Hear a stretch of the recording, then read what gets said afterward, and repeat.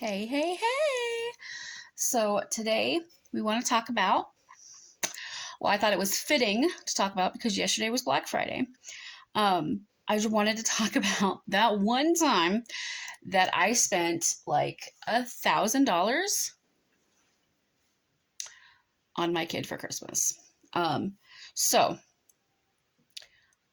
when I first had my son, we had been homeless, living in my car in Tennessee. I gave birth to Joey in Tennessee, so that's where he was born, was in Tennessee, right? Where Jason is from. Um, and after that, we were allowed to stay with his aunt, Jason's aunt, not Joey's aunt, but Jason's aunt, for a little bit. And then me and Joey moved in with somebody else while Jason still lived in the car. That's a long story. In the end, he was born in July. We moved out here in December of 2010. We stayed with my parents for a couple of months, and I got a job at McDonald's in February or March of 2011, and started working once we got, I think it was tax returns and things like that back. We were looking for a place. Obviously, we had enough for a deposit and all that stuff. We moved out, I think it was April or May of 2010. So we moved into our first apartment. I was the only one working. So there were three of us, right? Me, Jason, and Joey. Jason and I weren't married at that time. Joey was obviously very, very young. One of us needed to stay home and take care of him. We were on government assistance. We were on food stamps. We were on Medicaid. We were on, Joey and I were on Medicaid. Jason wasn't because he wasn't the child's biological father, which I don't mean to put like biological, he's not Joey's biological father, right?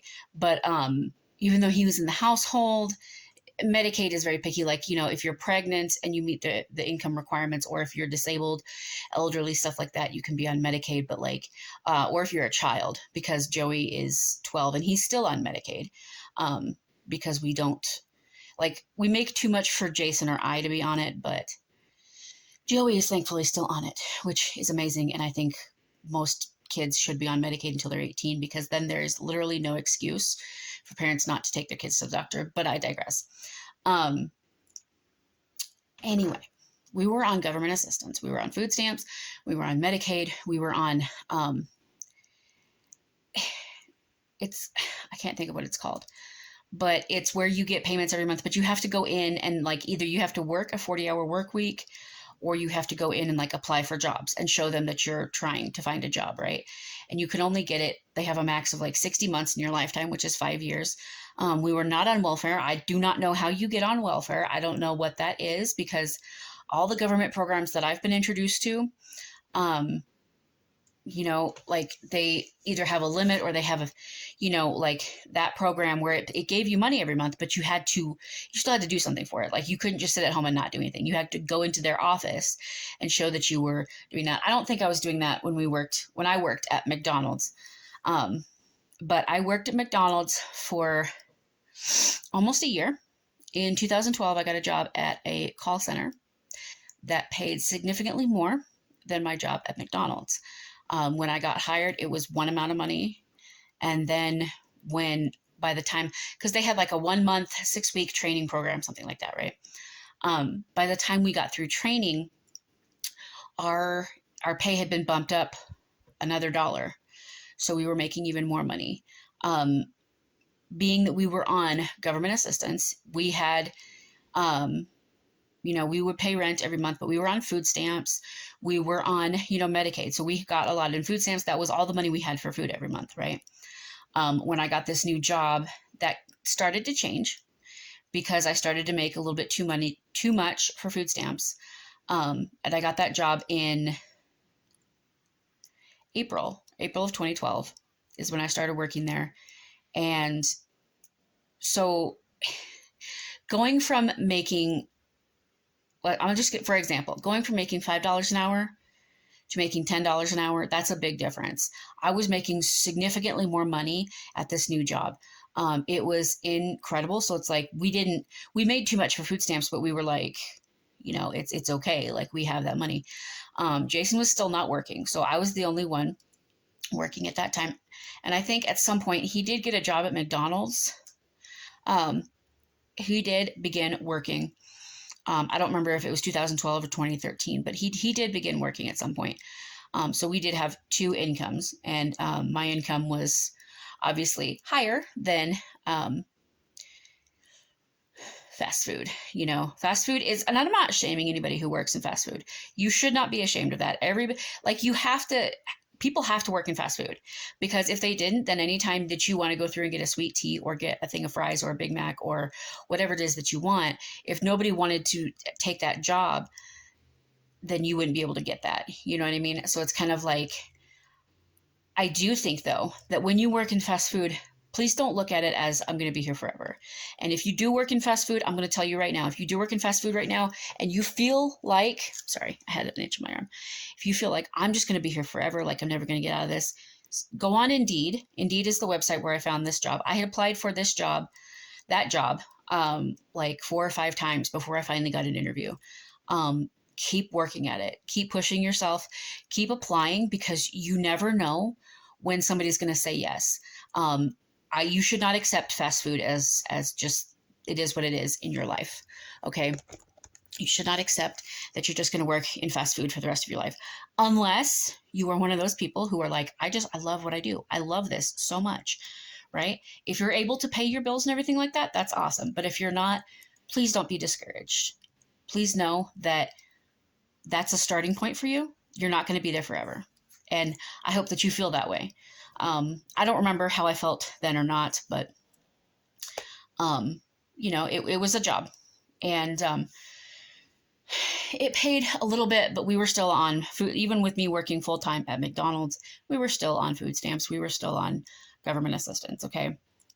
When I get this new job, making a lot more money, things started to change. And one of the things, I've always been into Black Friday. I've always been into sales. We always like saving money. And since, this was 2013 or 2012, Joey was 2. It was either 2012 or 2013. And I just remember, I'm pretty sure it was 2012. Because on Christmas 2013, I was in a different department. I felt so bad as a mom for, with Christmas coming around, like when you're on food stamps and when you're on government assistance, when it's kind of like your paycheck is, most of your paycheck goes towards paying half of your rent. You really don't have a lot of money, and you don't have savings, and you don't have, you don't have a lot of resources. It was very disheartening. And I remember that Christmas, I'm sure we went like overboard. We spent way too much money on him, but it's one of those, you have to save up money, or, I did at one point use, it's not Afterpay. Klarna, I think is what I used, to buy him stuff, because you can you pay a down payment now and then you pay the rest later. So we did that for that Christmas. I think it was that Christmas, but we were really struggling, right? So even though I wanted to get him a lot of stuff, we just didn't have the money. So in, 2012, I get this new job. Obviously I start watching Black Friday sales in summertime. I start checking them, see what's going to be on the sale. And when I found out what was going to be on sale, I went a little nuts. Okay. This was before they did all of the things online, right? I think they would do some things online, but they didn't do all of it online. Like now, you don't have to go stand in line at a store. You can order almost 100% of it online, right? Like you may not get, like, certain doorbusters at certain stores may not do it online, but stores like Walmart, the big stores we had, Walmart, Target, and Kmart, that was it. And I made lists for every single one of those stores. We went to every single one of those stores and we bought a cart full of stuff that year for my son. And I remember, and I worked really hard for that, you guys. I don't mean to sound like, we just spent all this money on him. I mean, we did, but I worked my butt off. I worked a ton of overtime. I took extra shifts. I worked holidays. I put in a ton of extra hours to earn that money, to save up that money, okay? To end up having the ability to spend this much. And I just remember going to the stores and we bought so much. And he was 2, you guys. He would have been 2.5 on Christmas 2012. And he was 2.5. And bless him, like, you know, when kids are like 2 or 3 years old, they appreciate gifts, right? And they understand what gifts, they understand toys, right? They understand how to play with them and things like that. But they don't understand, like, couldn't buy this for me last year, so you're buying it for me this year. They don't understand guilt buying or parental guilt in that situation. So I definitely went overboard. I remember I think one of my checks was like $1,100, and we had money saved up, and I went way overboard. We literally did. We went to Walmart, got a cart full of stuff, Kmart got a cart full of stuff, and Target and got a cart full of stuff. Like, we had so many things for him. And I went a little nuts, and I spent so much money on Black Friday. And it's fun. I'm somebody who really loves shopping. I have I don't want to say an addiction to shopping, but I'm definitely somebody who, I don't want to say I'm a shopaholic, but I'm definitely somebody who, if I get stressed out, shopping and going and just buying something, even buying something online, like, just makes me feel better. Like, I get a rush of adrenaline when I buy something. Okay. I've been doing a lot better lately. It's gotten to where, you know, I like looking at things online, knowing that I have the money to buy them, but maybe not necessarily buying them. And I'm the queen of putting a crap ton of stuff in your cart, right? And then, you know, like moving it to save for later, or removing it or whatever. Like, I'm the queen of getting like $500 in your cart and then being like, I'm not going to spend that much. If you spend any money at all. Sometimes I will decrease it and then I'll get it to an amount where I'm happy with, usually like $50.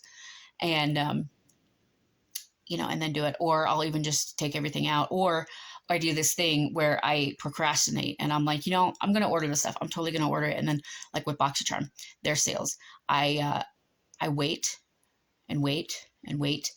And then, oh no, the sale's over and I can't get it and it's not on sale anymore. Oh no, you know, and give myself excuses, right? But I will never forget that year, because that year I went significantly overboard, and I was with the company from 2012 to 2015. So the Christmas of 2012, 2013, 2014, and I quit in the summer of 2015. But the next 2 years, I don't remember. I think we definitely overbought for Joey, right? Because I could still put in the hours. I still pick up extra shifts. I mean, that's something you should do around Christmas. Anytime you need extra money, you know, if you're able to pick up extra shifts or work holidays where you get double time, you get time and a half, you know, you get paid overtime. That's definitely, it can be worth it, right? I don't mean to suggest you should sacrifice time with your family for that. That's not what I'm saying at all. And I was lucky enough that I have a very supportive husband who was at home with Joey. We did not put him in daycare. We did, like, the state pays for some daycare, and we did apply for that at one point. And we tried to put him in a couple daycares, but they could not handle him. They could not deal with him, and that was before we had gotten him diagnosed with ADHD. And I remember they sat us down and they were like, you know, he's got some problems. He's different. And I was so insulted. We didn't end up paying for daycare. Even if we had continued with that, the state would have paid for it, right? We might have paid a little bit, but the state would have paid the majority of the payments. So I want to make that very clear. I also want to make very clear, we own our vehicles outright. We do not have a car payment. So when I was working at McDonald's and getting the very, very low checks that I was getting, $400 or $500, by the way, per check,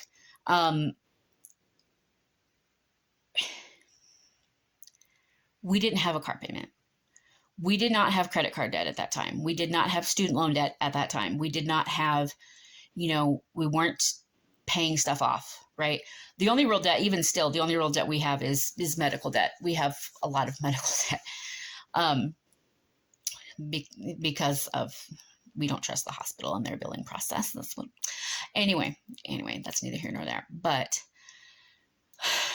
I just remember being so excited and so happy. And I was out in the crowds, and I didn't like fight people for stuff, but I remember I got almost every single thing on my list that year for him, and it was a lot.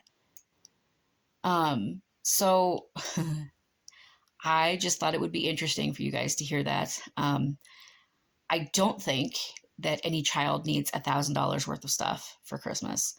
I think instead of buying them gifts, I think you need to be there for them.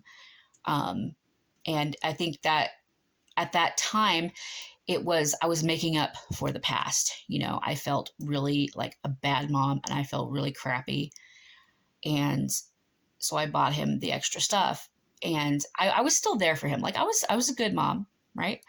I was, you know, we took care of him, fed him, played with him, read to him, did all of those things, and made sure, you know, he had whatever he needed, and did spend a lot of time with him too. But I do think that definitely bought him a bunch of presents because I couldn't the previous year. And that was the first year that we actually had money that we could pay our rent, we could pay our utilities, we could pay all of our normal bills, and then we still had a ton left over that I had worked my butt off to get so that we could have extra money to spend on him. Instead of paying bills ahead, I chose to spend it on toys that he might have played with once or twice, and then nothing. So let me know if you have any funny Black Friday stories or any cool Black Friday stories. Let me know the most that you've ever spent on Black Friday because I'm curious to know. I always love seeing all the deals, regardless of whether we're going to grab them or not, and seeing like how big of a percentage off. Because I'm somebody that I don't usually buy anything unless it's on sale. Okay, especially for myself. I don't buy makeup unless it's on sale. I don't buy clothes unless they're on sale. Like I'm very much one of those people. We have to watch our money, so it has to be on sale. So let me know what's the most you've ever spent on Black Friday. If you have any crazy Black Friday stories, please put them in the comments down below. Like this video if you like this video, subscribe if you haven't already to get and ring that bell icon to get notified whenever I upload a new video, because you never know what kind of content is going to pop up over here on this channel. I thank you so much for watching. I love y'all very, very much, and I will see you in the next one. Bye!